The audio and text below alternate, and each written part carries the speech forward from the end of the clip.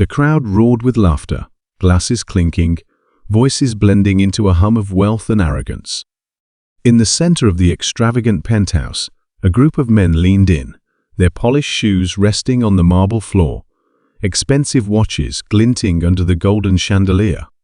The game had begun another night of indulgence, another challenge to prove who among them had the sharpest tongue and the deepest pockets. She wouldn't even last a week, one of them smirked, swirling his drink lazily.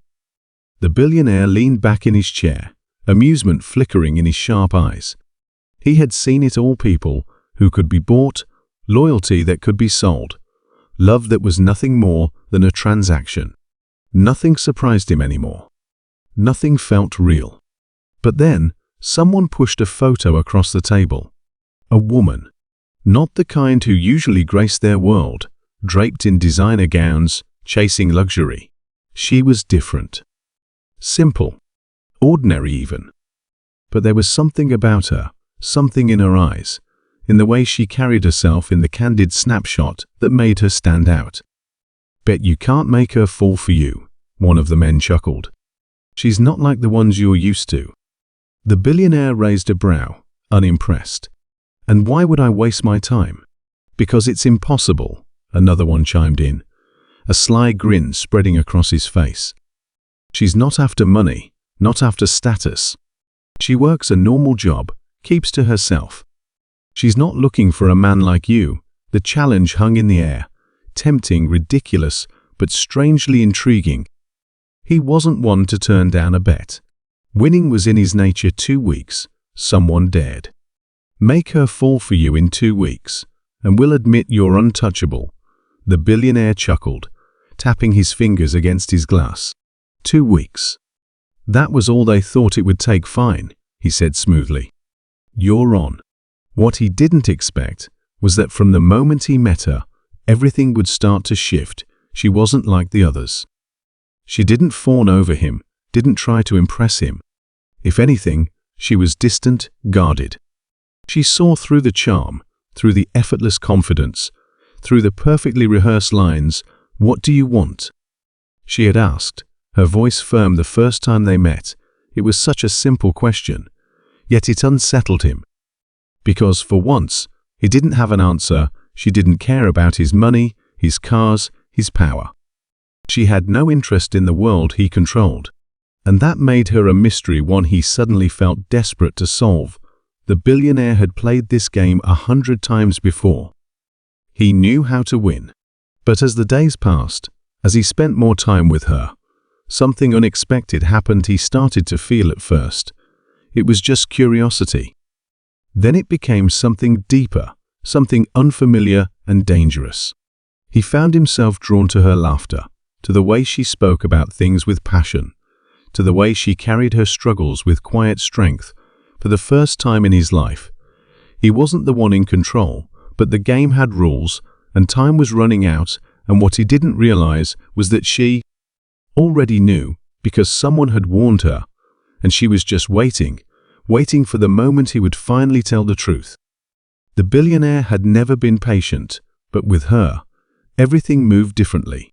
Time stretched in strange ways, some moments slipping through his fingers too fast, others dragging endlessly when she wasn't around. He was used to instant gratification, to getting what he wanted without hesitation. But with her, he had to work for every glance, every word, every second she gave him. And it was driving him mad. She wasn't rude, but she wasn't overly friendly either. Their first real conversation had been short, clipped. She had looked at him like she was trying to figure out what he wanted, like she had already decided not to trust him. "I don't understand why you're here," she had said when he showed up at the small cafe where she worked. "Maybe I just wanted a coffee." He had replied smoothly. Her expression didn't change. "You don't seem like the kind of man who waits in line for coffee." He had smirked at that, intrigued by how quickly she had read him. Most people fell over themselves trying to impress him, trying to keep the conversation light and easy. But she really saw him, and didn't seem interested in playing his game. So he had changed his approach. He started showing up more often, ordering the same drink, lingering just long enough to make her notice. He asked small questions, not the kind that pried, but the kind that invited her to speak. And slowly, almost against her own will, she started talking at first. It was surface-level things. The kind of day she was having. The customers she found amusing. The books she liked to read in the quiet moments before closing then. Without realizing it, he started sharing things too. Not the things the world knew about him, the headlines, the wealth, the reputation. But small, insignificant things. The way he hated waking up early. How he found airports strangely calming. The fact that he sometimes drove for hours at night, just to clear his head. She listened without judgment, and it unsettled him for the first time in a long time. He wasn't performing, but the bet lingered in the back of his mind. A quiet voice whispering that he had a goal, a deadline. He needed her to fall for him. And she was getting closer. He could feel it, the way she let her guard down when she laughed. The way she glanced at him when she thought he wasn't looking. The way she had started asking him questions too, as if she wanted to understand him just as much as he wanted to understand her. But something wasn't right. Because sometimes, when she thought he wasn't paying attention, her expression would change. A flicker of hesitation. A shadow of doubt. And then one evening, everything shifted. He had walked her home, the way he had started doing lately. It wasn't planned. It just happened, an unspoken routine, neither of them acknowledged. They reached her building, and she hesitated at the door. "You don't have to keep doing this," she said, her voice quieter than usual. "Doing what?" She looked up at him, and for the first time, he saw something in her eyes that he didn't understand. Not doubt, not suspicion. Sadness pretending, she said, his heart stilled. "I'm not pretending." She studied him for a long moment, as if searching for something. Then she sighed, shaking her head. "I know about the bet." The words hit him like a punch to the chest. She had known all along. The silence between them, stretched too long, too heavy. He opened his mouth, but for the first time in his life, he had no words. How long had she known? Had she been waiting for him to admit it? Had she played along, watching to see if he would ever tell her the truth? She took a slow breath, as if steadying herself. "I wanted to believe I was wrong," she said quietly. "That maybe this was real." She laughed, but there was no humor in it. Just disappointment. "But people like you don't just show up in places like mine without a reason, do they?" He should have denied it. He should have said something, anything, to make this moment less devastating. But the truth was too heavy, and for once, he didn't want to lie. Instead, he did something he had never done before. He panicked. He reached for her wrist, but she pulled away before he could touch her. "Wait for what?" She cut in, her voice sharp now. "For you to come up with some excuse. To tell me that it's different now." Her eyes searched his face, looking for something, an explanation, an apology, maybe even a hint of regret. "Just tell me one thing." He swallowed, his throat suddenly dry. Anything. She held his gaze, steady and unflinching. "If I hadn't found out, would you have ever told me?" He wanted to say yes. He wanted to tell her that it had never been a game, that somewhere along the way, she had become more than a bet. But the words caught in his throat, tangled with all the times he had ignored that voice in his head, telling him to stop, to tell her the truth before it was too late. And now, it was too late. She nodded slowly, as if she already knew his answer. "That's what I thought." She turned and walked inside without another word. He could have stopped her. He could have followed her upstairs, could have begged her to listen. But for the first time in his life, he felt powerless. For the next few days, he didn't see her. She wasn't at the cafe. He tried, more than once, to call, to send a message, but there was no response. It was like she had disappeared. But she hadn't. She was still there, moving through her life, going through the motions. But something had shifted. The walls she had let down brick by brick were back up, stronger than before, and he wasn't the only one who noticed her best friend had been suspicious from the start. "I knew there was something off about him," she muttered as they sat in her apartment late one evening. Guys like that don't just show up and suddenly turn into the perfect man. She didn't respond. She was too tired to argue, too exhausted from replaying everything in her mind. Had she really been that blind? Had she convinced herself to see something that wasn't there? Her friend sighed, softening. "I'm just saying, you deserve better," she nodded. But the words didn't make her feel any better. Because despite everything, a small part of her, the part she hated, wished things had been different. Meanwhile, the billionaire was unraveling in a way he never had before. He had spent his entire life moving from one thing to the next, never stopping long enough to care. But now, nothing else mattered.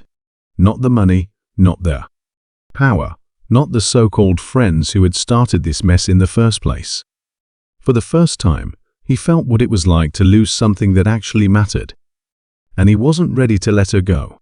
The days without her stretched unbearably long. The billionaire had never been the type to dwell on things, but this was different. Every moment without her felt like a mistake he couldn't undo. He wasn't just missing her presence, he was missing her. The way she spoke, the way she challenged him, the way she made him feel like something more than what the world had always labeled him to be. But now, she was gone. And the worst part? He had no one to blame, but himself. He had tried everything. He had called, left messages that were never returned. He had gone back to the cafe, only to find that she wasn't there. He had even sent flowers, not the extravagant kind meant to impress, but the ones he had once heard her say she liked. Still, nothing. The silence was deafening. His so-called friends, the ones who had started this whole game, thought it was amusing. "Guess you finally lost a bet," one of them had smirked at a gathering he barely remembered showing up to. For the first time, the billionaire had felt something other than indifference toward them. He had felt anger, not just at them, but at himself, because they had never taken it seriously. And he hadn't either, until it was too late. The realization hit him like a punch to the gut. This had never been a game to her. And now, it wasn't a game to him either. That was when he knew he had to find her. Not to make excuses. Not to win her back through some grand gesture. But to tell her the truth, the whole truth, before he lost her forever. But she wasn't making it easy. She had distanced herself, not just from him but from everything. Even her best friend had noticed the change. "She's not okay," her friend admitted, when he finally tracked her down one evening outside the cafe. "But you don't get to fix this with a few pretty words." He ran a frustrated hand through his hair. "I just need to talk to her." Her friend crossed her arms, unimpressed. "You had your chance. She trusted you, I know," he said quietly. "And I ruined it." That seemed to catch her off guard for a long moment. She studied him, as if trying to decide if he was worth giving another chance. Then, she sighed. "She's at the bookstore she likes. But if you hurt her again, I won't." He promised. He wasn't sure if she believed him, but she nodded. "Then go." He didn't waste a second when he found her. She was sitting by the window, lost in a book. It was such a familiar sight that for a moment he just stood there, watching. She looked peaceful, but he knew better. He could see it in the way her shoulders were tense, the way she turned each page a little too quickly, like she was trying to distract herself from something she didn't want to feel. Him taking a deep breath, he walked over, she looked up, and when their eyes met, he felt everything he had been trying to put into words. Regret. Hope. Fear that this would be the last time she'd let him stand this close. "I know you don't want to see me," he said carefully. "But please just let me talk for a moment." She looked like she might tell him to leave. But then, she set her book down and folded her hands in her lap. "Say whatever you came to say," she said. Her voice was calm, but he could hear the hurt underneath, and he knew, without a doubt, that this was his last chance to make things right. He took a deep breath, steadying himself. This was it, the moment that would determine whether he had any chance left, or if he had already lost her forever. But before he could say anything, She spoke first. "Why now?"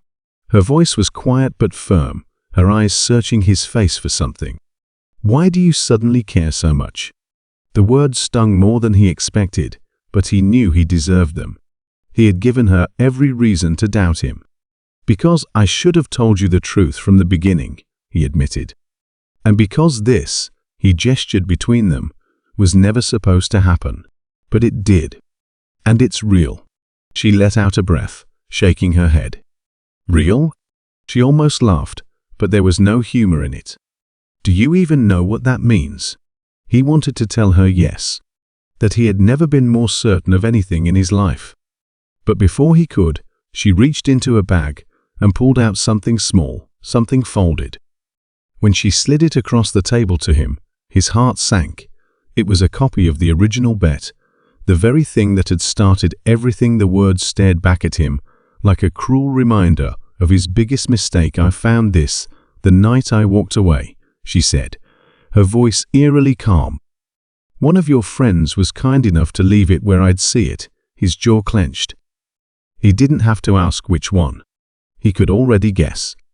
"They wanted to make sure I knew exactly what I was to you." She leaned back, crossing her arms. "So tell me, how much did you win?" His stomach twisted. Didn't he stopped himself? It didn't matter what he hadn't done. The damage was already there. She shook her head. "I don't even know why I'm asking. It doesn't change anything." "Yes, it does," he said urgently. "Because I never collected. Because the moment I realized what you meant to me, the bet didn't matter anymore." She let out a hollow laugh. But it mattered before. He didn't know how to argue with that. Because it was true. It had mattered before. He had walked into her life thinking it was a game, thinking it was just another challenge to win. And now, the consequences of that were staring him in the face.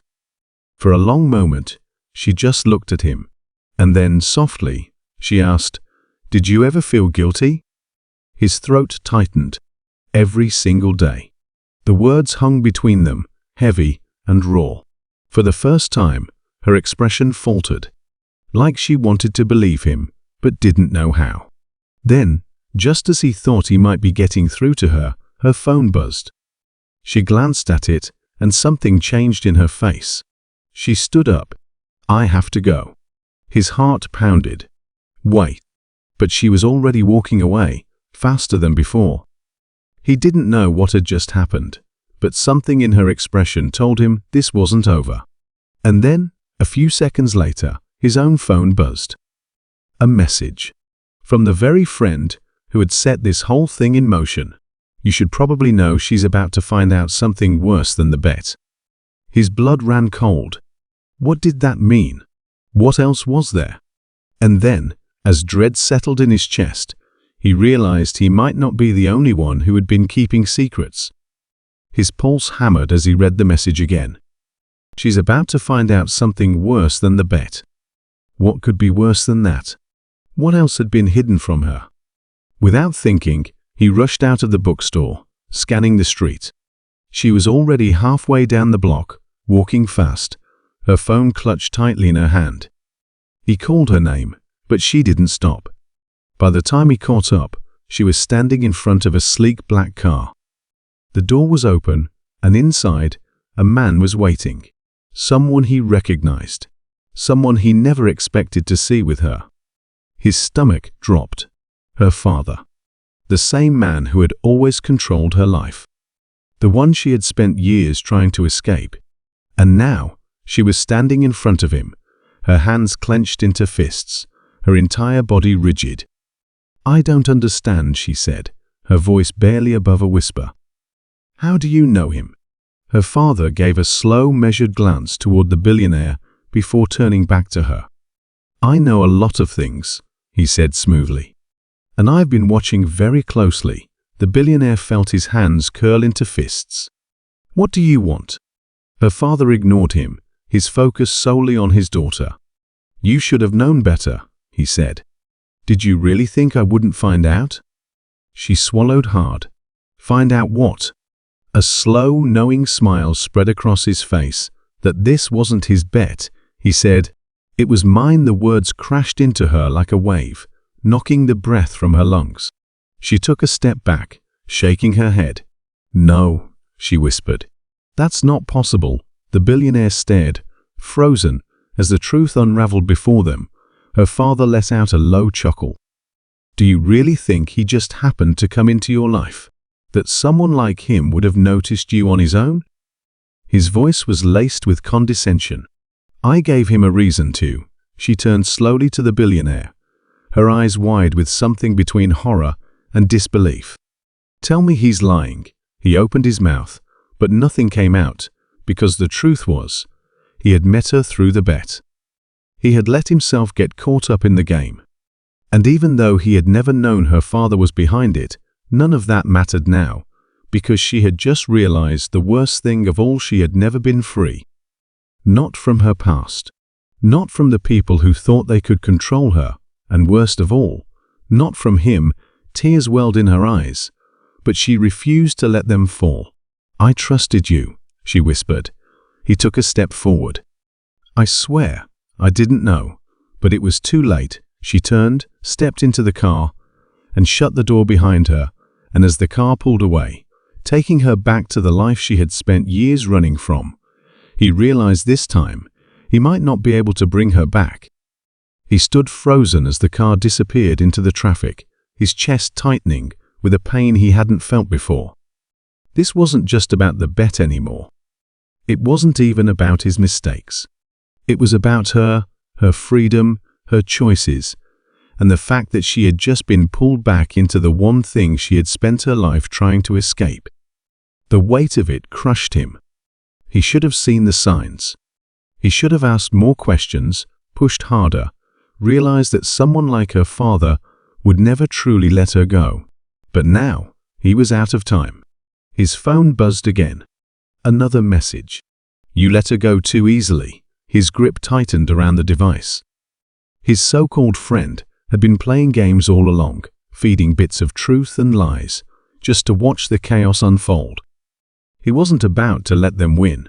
Without hesitation, he ran toward his car, weaving through traffic, barely registering the sounds of honking horns.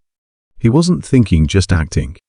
Because if there was one thing he knew with certainty, it was that she didn't belong in that world. Not anymore. By the time he reached her father's estate, his heart was pounding. The gates were closed, but that wasn't going to stop him. He stepped out of the car, fists clenched, and pressed the intercom. Silence. Then, after a long pause, a voice crackled through. You shouldn't be here. His jaw tightened. I'm not leaving without her. A beat of silence. Then, the gates began to open as he stepped inside. He braced himself. He had faced ruthless business rivals, handled billion-dollar deals with impossible odds, but none of that compared to the moment he saw her standing in the grand foyer, her father by her side, looking as untouchable as ever. She met his gaze, but there was something different in her eyes now, not just hurt, not just betrayal, resolve. He took a step forward, but her father raised a hand. That's far enough. The billionaire didn't care. Let her go, her father smiled coldly. She's exactly where she belongs. No, she said suddenly, her voice stronger than before. I'm not. Her father turned to her, eyes narrowing. You're being emotional. I'm being me, she said.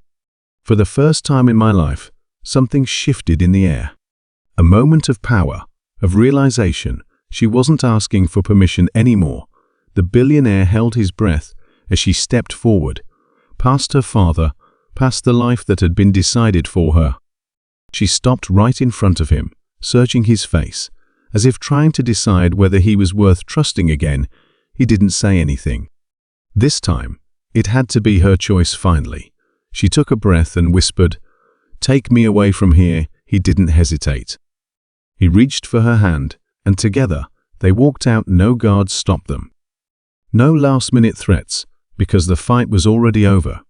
She had won, and as they drove away, the city lights reflecting against the windshield, he finally spoke. I don't deserve you, she turned to him, a small, knowing smile on her lips. No, "You don't," his heart clenched. "But," she added, "if you're willing to spend the rest of your life making it up to me, I might let you try." A breath of relief escaped him, and for the first time in a long time, he felt something close to hope, because she wasn't just a bet, she was his greatest treasure.